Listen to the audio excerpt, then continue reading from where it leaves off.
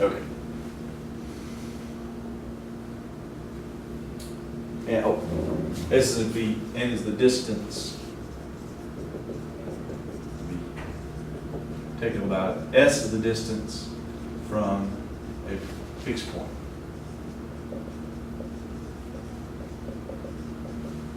All right, so we're going to fix a point somewhere, and then let's move in a straight line. So that distance away from that fixed point, that's what S gives you.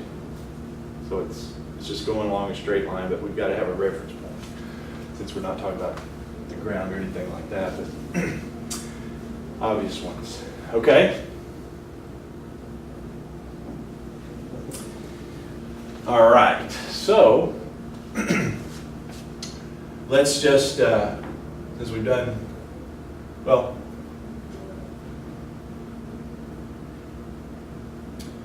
number one, what is the velocity and acceleration at time t?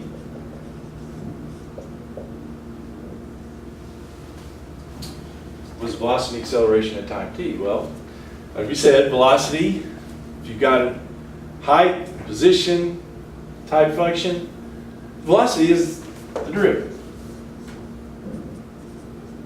So in this case, the velocity would be 3t squared minus 16t plus 15. That's the derivative of that, right? And then the acceleration is the second derivative. And so you get the second derivative just by taking the derivative of the first derivative. 6t minus 16.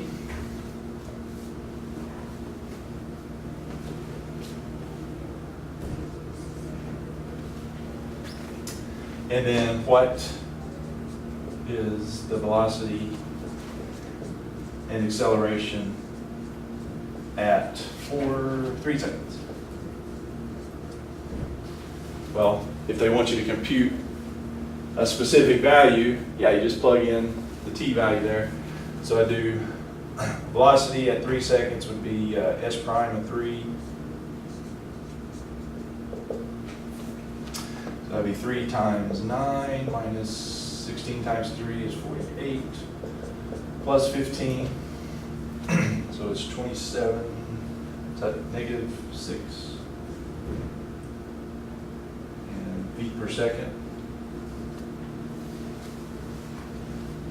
Because you do the units of s over the units of t in that particular case. Did I do that right? 27 minus 28 plus 15. So. And then the acceleration is the second derivative at 3, so it would be 18 minus 16, so that'd be 2. All right, now, as far as the units go for acceleration, well, since acceleration is the derivative of the first derivative of velocity, you have your derivative, your units of the acceleration would be the units of the velocity divided by the units of your t.